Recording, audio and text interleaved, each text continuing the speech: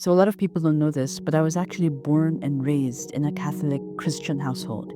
My mother was a Catholic and my father was a Christian. And so growing up, I was always kind of confused of what path I would take, whether I would be Catholic or whether I would be Christian, because there's different nuances and different little ideas and beliefs about each of them. I went to a Christian school, so all my friends were Christian.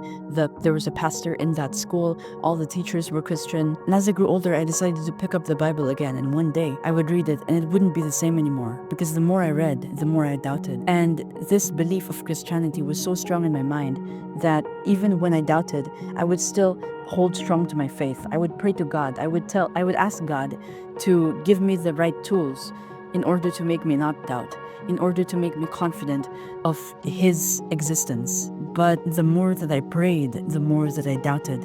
I kept reading and reading and reading, and now I'm thinking that Jesus is some kind of cult leader or some kind of mystic that people praised back in the day, but was actually not real. Eventually, after some long thought, I converted to atheism. I became an atheist. Atheism is not a religion. Atheism is practically the belief of absolutely no God at all. But because I was atheist, there would be no morality anymore for me. Atheism gave me the excuse because there was no God telling me what to do or what not to do. I could practically do anything that I want as long as it is in the confines of the law. So that made me become very manipulative. I would do some dark stuff to my friends. Of course, I wouldn't tell them about it, but deep inside, my intentions were absolutely messed up. I was watching all of these anime characters on television, and these anime characters, they weren't the normal, typical seinen anime hero manga. They were literal dark anime characters that nobody would be friends with. Nobody would end up wanting to be like, but I wanted to be like them. And I know that many others did as well, because there's an entire community about this. So I'm on this dark path of manipulation. I'm on this dark path of selfishness, of self-centeredness, and only caring for myself, having this Machiavellian mindset that the end justifies the means. And therefore, I could do all this crazy stuff that I wouldn't have done before, that were absolutely against my previous religion. I can steal. I can now lie. I can commit all of these atrocious acts to other people. I can make people suffer and say absolutely horrible things to them. But I didn't find this path to be fulfilling, even though this path might have given me short-term pleasure, short-term excitement, short-term ecstaticness. Eventually, I'd face the consequences of my actions. Eventually, this adrenaline rush that I was staying at would go lower, and I started to realize that this path of hedonism, this path of having zero morals, led to my downfall. And I wasn't really happy, but it was then until I discovered Buddhism from Hamza's Discord server. There was this monk who was preaching about the teachings of the Buddha, and I decided to join more and more and more of these guys' calls until eventually I got absolutely deeply in love with the teachings, because this Buddhism, this what most people might call a religion, was actually useful for me.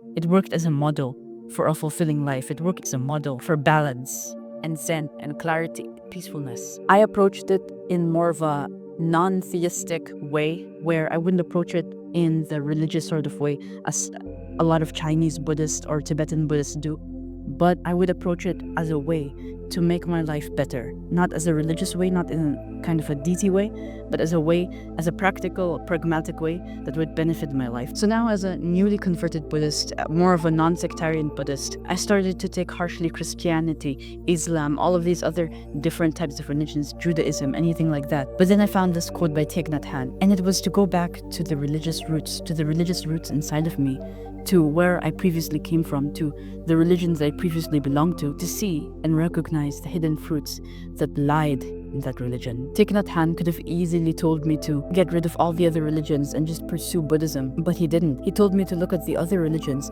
He told me to look at my previous religion and examine it and look deeply at it. Now, I'm at a standstill. I'm at a crossroad where I'm kind of still believing in Christianity, but I'm also leaning more to Buddhism. And Buddhism is not any religion by any means.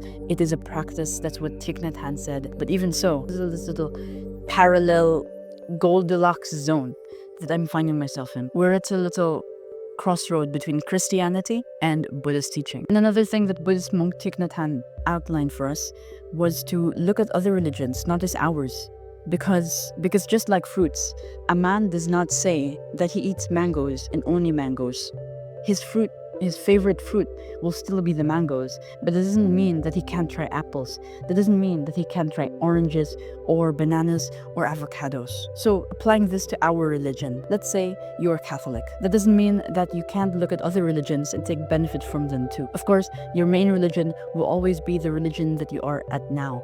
Your main God or your main belief will always be the belief that you are holding now. But that doesn't exclude you, that doesn't stop you from looking at other beliefs and taking the good that is from those beliefs as well. Because Thich Nhat Hanh believes that in every belief, that in every religion, is something that we all can take out of. Is a lesson that we all can learn from. It is like a seinen manga, in a sense. It doesn't mean that if that manga is fake, it doesn't mean that if that manga is not a real thing, that it is a fictional story, it doesn't mean that we can't take anything out of that. If we are wise enough, we can learn how to take lessons out of everything that we consume. So that is the teaching of Thich Nhat Hanh.